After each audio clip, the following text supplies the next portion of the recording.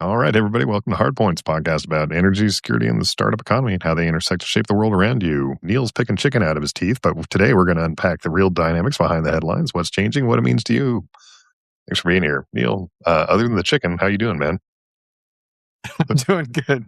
It was my lunch, and it just keeps on giving because it is Yeah, stuck in no, my we're teeth. recording this as of 3:30, which I think Pacific time, which is where you're at. So I think that's an indication of how just bonkers your day's been. Yeah, your phrase was full tilt boogie. I think that's fitting. Yeah, it's startup life. I love it. At the same time, I've just been back to back to back. Actually, one of my coworkers offered me a glass or a cup of hot tea and honey. He's like, "Man, you've been talking all day long." Like, I'm okay, but the point is, it's just been back to back to back to back. Yeah, those days, they kind of drain you, like I'm good for meeting for like 2, 3, 4 hours even, but like when it's like 7 hours in a day, you're just like, I don't want to talk to anybody more today. Yeah.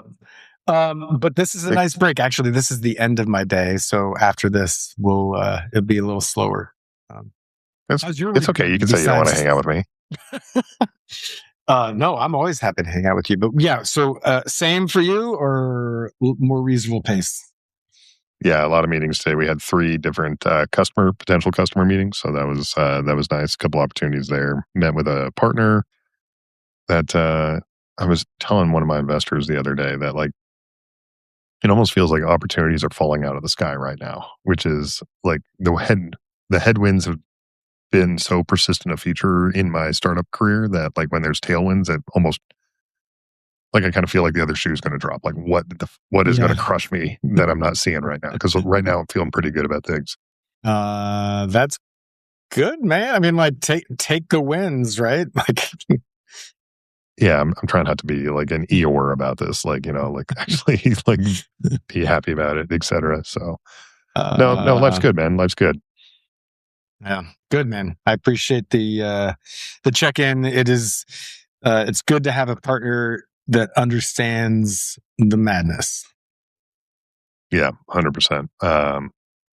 There's more of a community of us than I totally recognized as well. Like one of my advisors started recommending me and introducing me to some other CEOs in the space, and there's some fellow travelers that I met 2 of them today, and I just really enjoyed spending time with them and getting to know them a little bit. And there's opportunities to work together, and they know that we're at this point we're all survivors of of kind of the startup ecosystem, and so it's nice to just find people that know what you're going through, are willing to kind of like take those little chances to see where we could build things together. It's cool. Yeah. Solid, man. Well, you want to talk about energy? I do. I want to talk about the EPA pulling a Jenga block, those buttheads. All right. I'll do a little intro here. It's probably the most consequential thing that's happened in energy and climate policy in the last decade. And it happened about 2 weeks ago. And it seems like, I don't know, this is just me. Maybe it's because I'm knee deep in all this stuff, but it seems like half the country missed it. For those of you who didn't see it, it's February 12th. The administration did something that even the Reagan administration didn't do. They killed the Endangerment Finding. And that's a 2009 EPA determination that greenhouse gases, that's CO2, methane, etc., are a threat to public health. And that one finding was the legal foundation for pretty much every other major climate regulation in the US over the last, it's been 17 years now. That's vehicle emission standards, it's power plant rules, oil and gas, methane limits. All of that was stacked on top of one legal document that's now gone. And the EPA administrator, was Lee Zeldin right now, called it the holy grail of federal regulatory overreach. The White House called it the largest deregulatory action in American history. But critics call it the most dangerous of all those things that have ever been done. And the legal fight is already in court. It's going to be battled out in the courts for many, many years. But for anybody in the startup world, which is both of us, The question isn't whether you have an opinion on climate change. The question is, what does this actually mean for what we're building and who we're raising money from, and what the next couple of years look like. So I don't know. Did you follow? I mean, I know you did, but what was your immediate reaction to this when you heard that this got struck down? I think you might be a little surprised. My immediate reaction was like, meh. Really? Yeah, I'm surprised. Yeah, I think you'd be surprised. Here's why. One, this country doesn't seem to actually care about public health at all. We haven't been enforcing any sort of public health standards. There's a reason that the measles or the biggest outbreak is happening now. The previous biggest year was last year. The previous biggest year was, like the year before. We've been kind of moving away from it. Like we have doctors that are trying to figure out how to treat polio because we don't have any doctors in this country that understand what polio is because we had effectively eradicated it. And now we're allowing it to come back because we don't care about public health. So that was kind of my first thing, which is that we live in this functionally approaching lawless society, at least when it comes to the federal government. The next thing that is that like the U.S. wasn't really leading on all of this stuff before. So like the leading edge remains the leading edge. States are doing the work here. International partners are doing the work here. And there's kind of like this component of like in a globalized society that like regulation anywhere is regulation everywhere in a lot of ways. Otherwise, you're just going to be dealing yourself out of the future. And so I think that's kind of what we're looking at here is that like the U.S. This is terrible strategically for the U.S. in a lot of ways. But I don't think it'll have much change on public health because a lot of the things that are actually driving decisions in this place, like they're not going away. I mean, definitely not the take I was expecting. I mean, on the one hand, I will disagree that people don't care about public health. I mean, but I think maybe I'm going to make your argument for you, which is that my example is I grew up in California in the 80s and 90s when I go out and run around and play soccer or whatever, and I come back and I couldn't breathe, right? I had so much quote unquote smog in your lungs that you try to take a deep breath and you cough your ass off. And then we fixed it. We got rid of leaded gasoline. Cars get smog checks. And that layer of smog that blanketed the LA basin when I was growing up is gone. Yeah, it's awesome. So people care, and we made some changes, and they're for the better. But I think what you're going to say is this was a state that did it. No. I mean, what I would say is, yes, there was a state leadership component to that, right? And the California clean air standards were like what really drew that.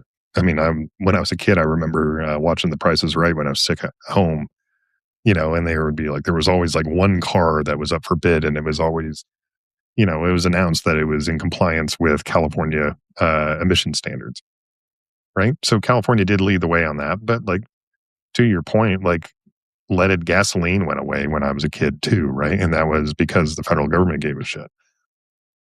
I would say that people used to care about that.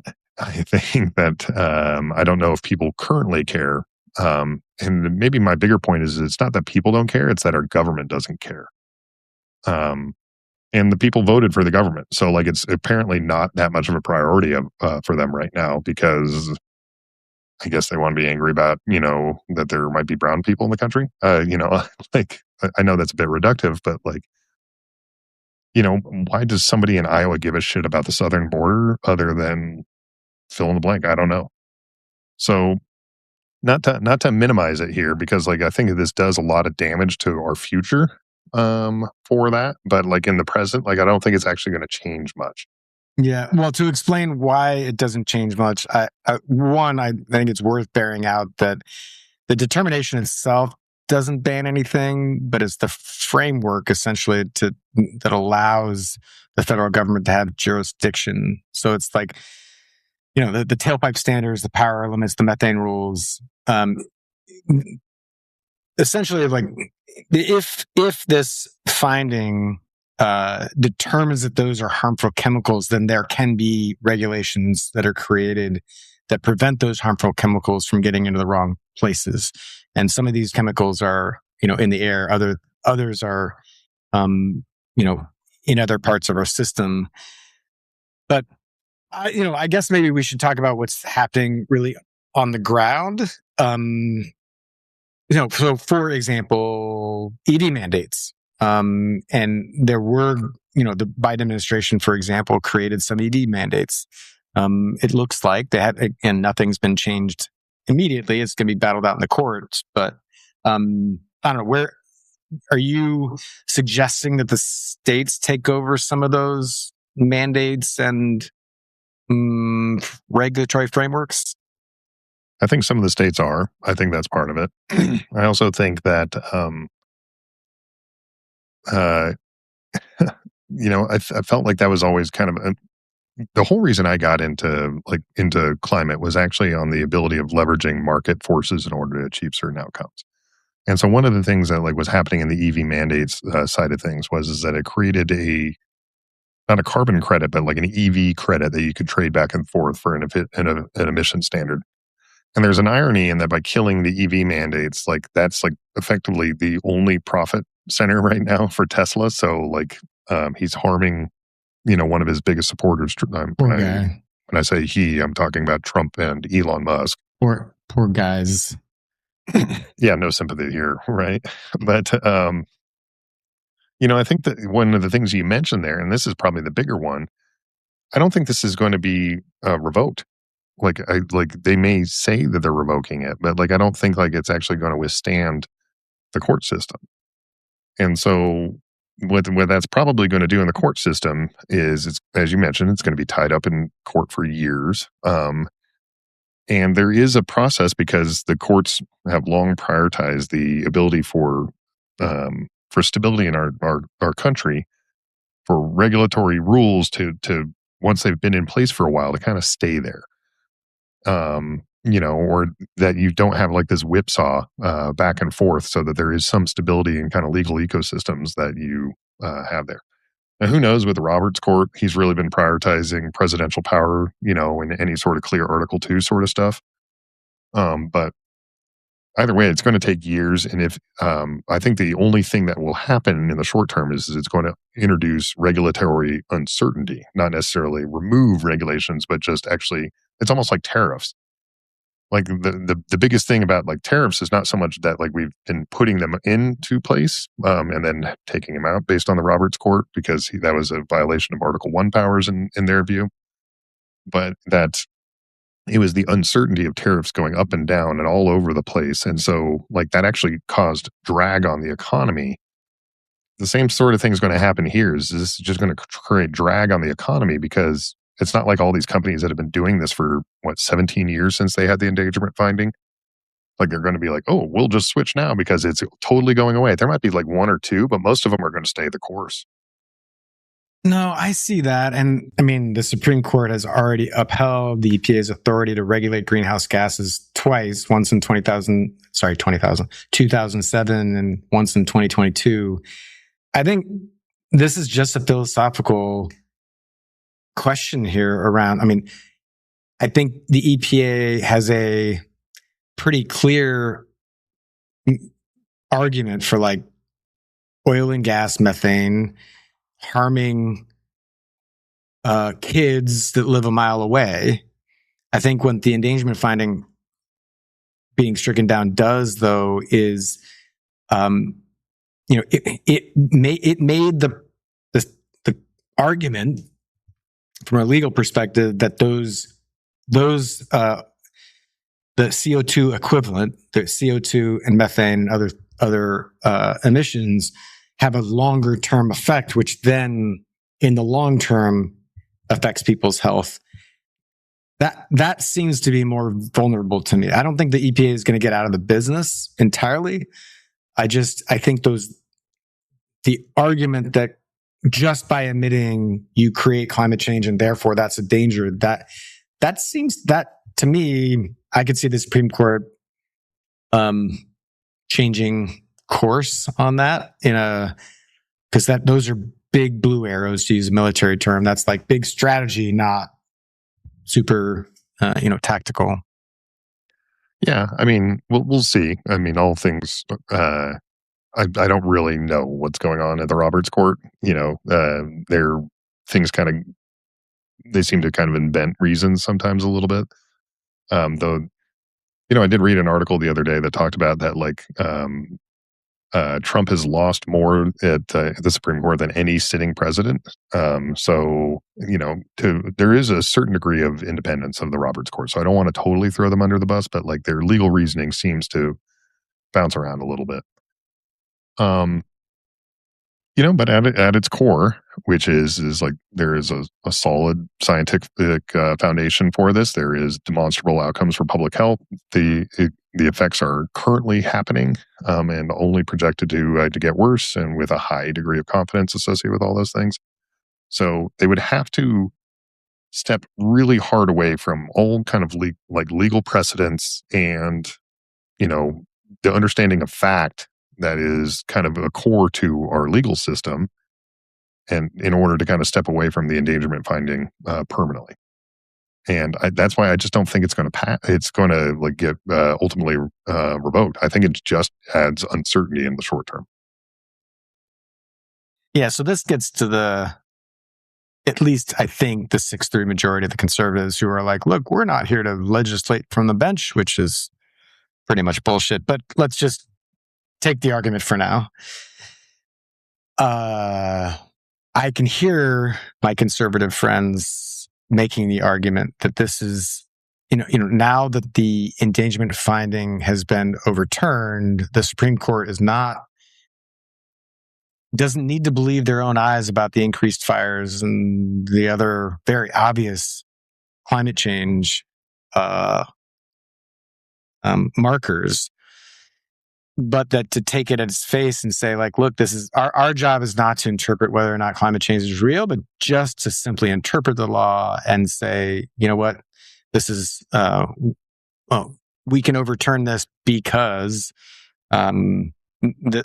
essentially, well, we didn't even get into this. The reason the endangerment finding got overturned in the first place is because the administration collected a bunch of crackpot quote unquote scientists to say that the impacts on climate were not actually real. Sorry, we should have covered that at the beginning.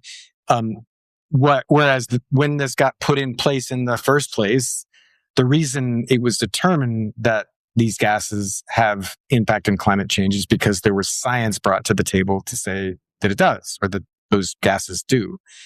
So the foundation of this is based on scientists, quote unquote scientists, I would call them crackpot scientists, that took up the political position of the current administration.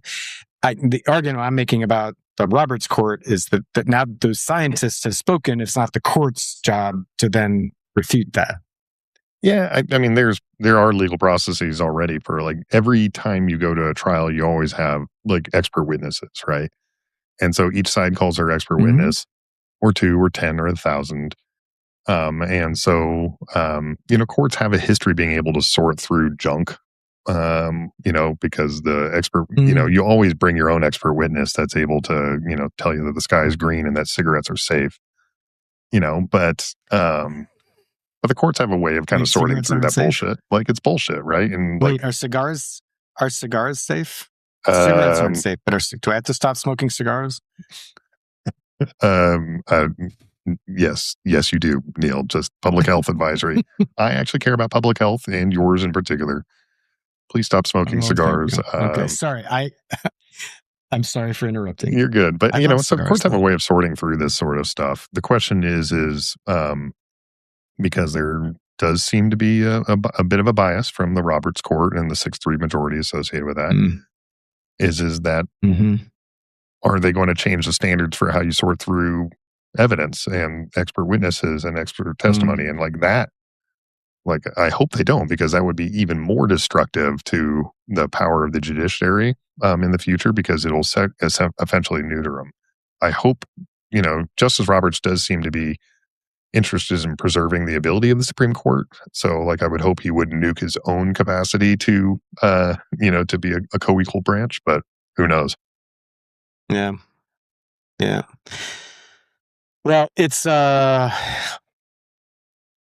I mean, for two guys in the energy space, in the climate space, I don't know, what are you going to make changes? I mean, I think maybe you answered at the start. Are you going to do anything different with your business? Are you going to think about the climate mandates any differently?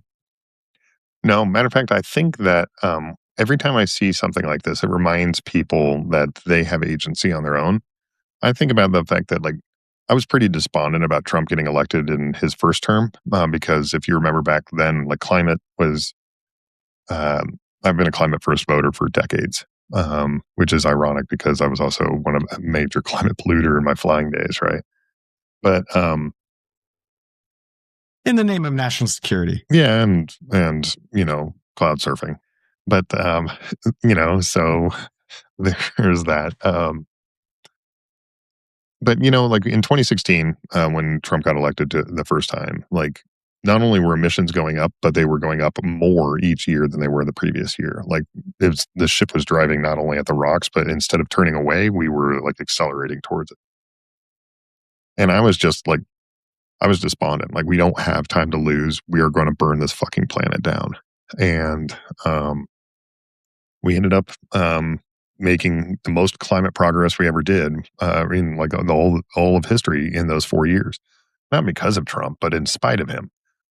I think the same thing sort of reminds people here is like, if you just assume that your government's going to take care of it, and this is me, a little bit my conservative side is like, yeah, you're giving away your agency to the government. You can take care of it. You have the power, and that power is also, it's in your personal life. You can waste less food and turn the thermostat down. But it's also like more consequentially, and this is kind of the whole foundation of like why I founded Acclimate. You make highly consequential decisions in business all the time, and you don't really think about it, right? Because like it's just business. But if you can put a climate thought and lens onto that and be like, okay, there's an effect associated with this, and all other things being equal, pick the one that's the lower impact to the climate. Like that's a win for the climate, right? And it didn't cost you anything. So the same sort of thing, I think, in a broader sense, is applying here. I think the states are going to start picking up the mantle here, in spite of the federal government. I think that a lot of companies are going to. And like in a globalized economy, there's not much that they really can do anyways. They just put the U.S. in a weaker position Man, you for got your the future. positive pants on today, man. I appreciate you. I'm way more negative. My negative pants are on. Here's why. This is a collective action problem. There's no near-term incentive for people to solve the climate crisis. It's a collective long-term problem that needs a collective action to solve it. And this is cutting the nuts off of that. One of the biggest levers, which is that the U.S. is the biggest polluter. How does the U.S. curb its emissions when there's no regulatory framework to do it? You're right. There's state, local guys like you and me, totally on board. I think from Heirloom's perspective, it just makes me want to work harder because, to your point, like the only real solution here is to build a better, faster, cheaper source of energy. So we're trying to do that already. I guess I just got to sprint harder. But I just, man, this is I hear you, man. Like, sorry, two nuts references. Cut them off and kick them at the same time. Maybe if you can get them in the right sequence, it'd hurt less. Sorry. True. No, it's it's bad government, right? Like that's why government exists. The government exists so we can all work together to achieve a common solution to a problem that faces us all. It's bad government, just fucking straight up. I don't want to sugarcoat that. Would it be better if the federal government was actively involved in this? Yes. Like it was kind of milquetoast involved before, but like if like really aggressively going after this, like I think there's absolutely that would be great. So it's bad government. It sets the U.S. behind in the future economy. It weakens it from a strategic position. Like if we delay adding renewable energy to the U.S., we are making our future electricity more expensive. That's just a fucking fact. Well, that's happening. Yeah. More 100%. And so that was happening outside of the endangerment finding. This probably doesn't help, but like, like there's just like this is we elected an arsonist, and we shouldn't be surprised that we now have a government on fire, right? That's just what we did. We elected a fucking arsonist. Yeah. But I still remain pretty fucking optimistic about the climate, and it's because there's a lot of things that arsonist can't really touch. And you know, one of the things you had in the show notes here is about the U.S. Climate Alliance. 24 states, mostly Democratic governors, but not all, that are committed to kind of a climate future associated with this, that are realists about like where this needs to be going. Yeah. You may not know this. I actually used to advise the U.S. Climate Alliance.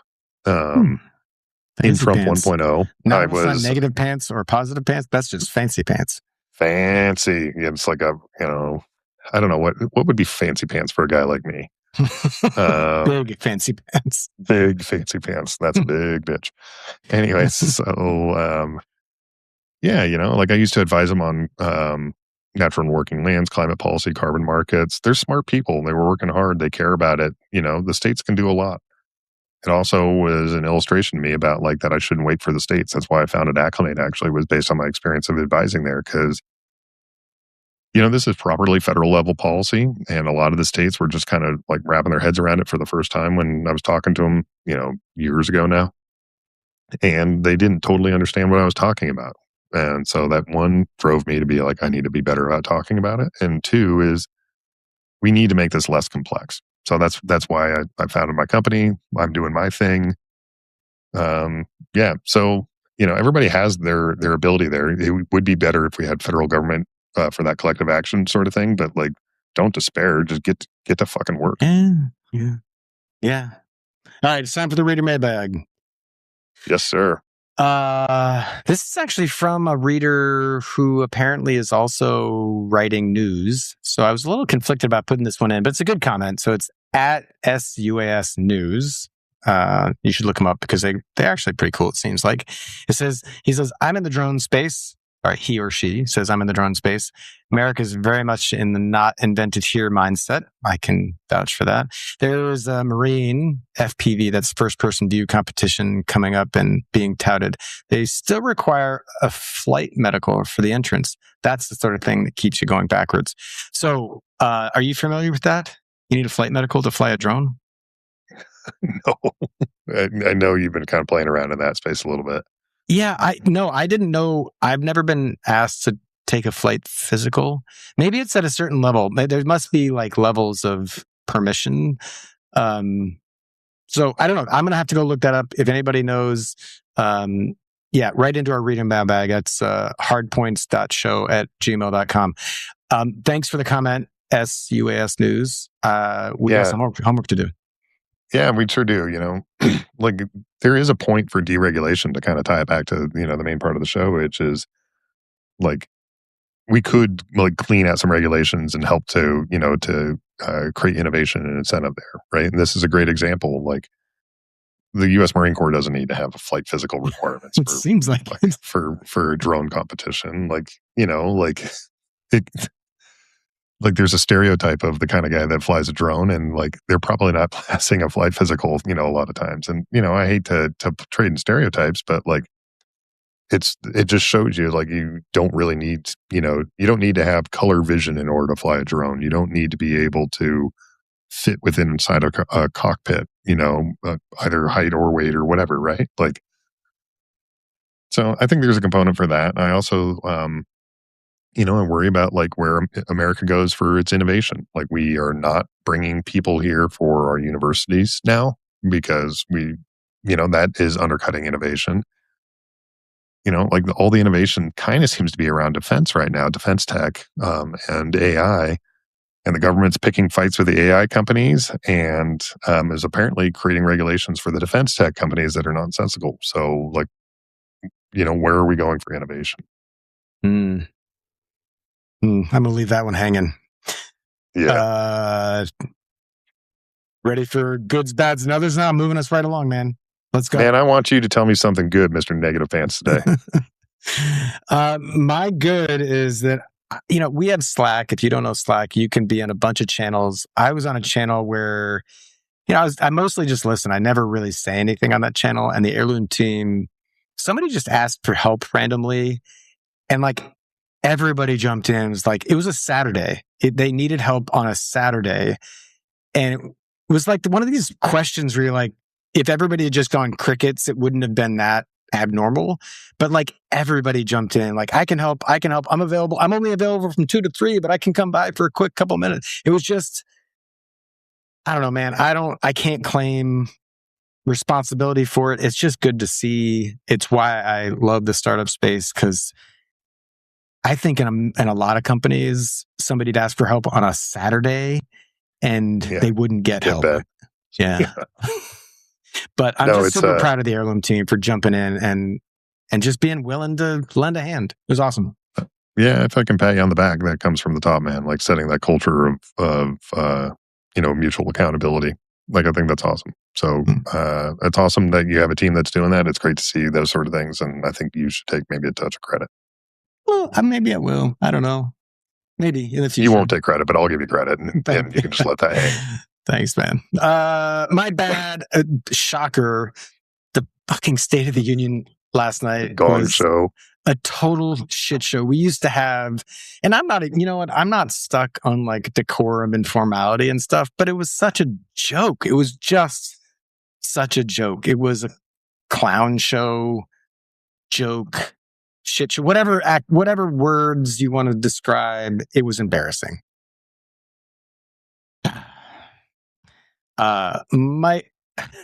My other this week is the ships off the coast of Iran. Here's my hot take. I actually think it's all just posturing. Iran is incredibly weak right now. Their economy's the toilet. They don't have enough energy to do really anything. Their people are against them. The proxy forces have all been destroyed in the regions where they had influence. They're super weak. I think what the Trump administration is doing could actually be smart if all they're doing is posturing and they get some concessions out of the Iranians, which seems somewhat likely. It's my other, because, obviously I just don't know, and we'll see how this bears out. But I am sort of cautiously optimistic that this is a moment in time where we're actually going to learn the lesson. I've said this before on this podcast. The worst thing we could do is actually drop bombs and go to war with them, because that in the past has already proven to just coalesce the Iranian people in opposition to us. So we've got all this going for us. I'm happy to posture. Let's just get a nuclear deal done and bring our aircraft carriers home. Yeah, there's an irony if we have the president that destroyed the previous nuclear deal creating a new one. But hopefully we made progress forward in that lost decade, but we shall see. Yeah. Yeah. All right. How about for me, my goods, I've just been spending a lot of time walking with my dog. I've been walking. I told you I've been walking to and from my office, and this dog is very people oriented.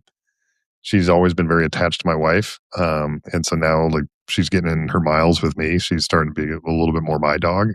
So not that I'm trying to steal her away from my wife, but it's nice having a dog. Guy likes a dog, and I'm a pretty red-blooded sort of guy, so like it's nice having a dog that wants to hang out with you. I'm a dog guy, man. No, I don't need cats. Dogs. Yes. I have a great cat too, so I just like animals. Okay. All right. For me, my bad is, and unquestionably bad, is the billions of dollars the U.S. government is spending on buying warehouses for ICE.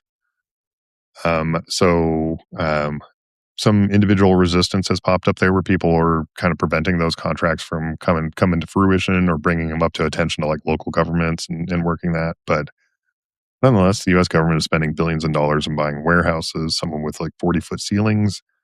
Like, what possible purpose do you need? And it's explicit in the contract as for housing human beings. What reason would you need 40-foot ceilings if you're for people? Like, what are we doing? Like, this is, if this were happening in another country, we'd be calling concentration camps. I don't see any reason why we can't call them that here. So, not good. The other is I was listening to some podcasts, reading some interviews. Like, I think there's this point where like AI might be reaching maybe not the traditional definition of the singularity. The singularity they talk about is like where AI becomes like self-aware. I don't think it said like at that point, but like I was listening to this podcast I was talking about. It was the one of the leaders at Anthropic, and they said they comfortably have the majority of their code now being written by their own agents, their own AI agent, and they think on an aggressive timeline by within a year they'll be at 99% of code. And so you start having this like agents running other agents. They talked about like where you have one agent that runs like, is essentially a manager agent of sub agents and they're writing code, all of this in order. Like it becomes this accelerated process. Um, Things are going to get wild. And I'm not sure where this all goes, but I just know that it's going somewhere in a hurry. So that's my other is like I want to kind of keep track of that. It informs a lot about like what I want to be doing internally at my own company. What I want to do as a father to advise my children about their futures. What do I think about my retirement planning? Like there's so many places that this touches, and I don't know if I know the world has not internalized what this means. Mm. Yeah. I'm with you, man. Especially I think about that all the time with respect to my kids. I'm 11 and 8, and like I'm like, I think I'm going to make it through. Okay. I'm good. And you're like, oh wait, I got to worry about those little knuckleheads. They're not going to make it. Meaning in their career, like I think we're gonna coast, and this is gonna be a lot of tumultuous times over the next decade as these things get implemented. But yeah, they've got a whole career ahead of them. I don't know. That's a good question. Yeah, when you couple that in with population decline, which is kind of happening all over the world, and a couple other things, and climate change, like this is probably going to be the most consequential century of all of human existence. And for better for worse, we're living in it. And for better for worse, we can help to steer it. So that I remain the optimist. Optimistic. Anyways, yeah, I know it's a turnaround, but somebody had to do it. All right, that's it for this episode of Hardpoints. Thanks for listening and for being part of the conversation around energy, national security, and the startup economy. If you have a question or a comment about today's show, please send us an email and we may feature it on a future episode. Our email, as said before, is hardpoints.show@gmail.com. Again, that's hardpoints.show@gmail.com. In addition, please follow us wherever you get your podcasts, share it on social media, or send it to someone who would appreciate it. Thanks for joining us. Hardpoints is brought to you by the Valor Media Network. See you next time.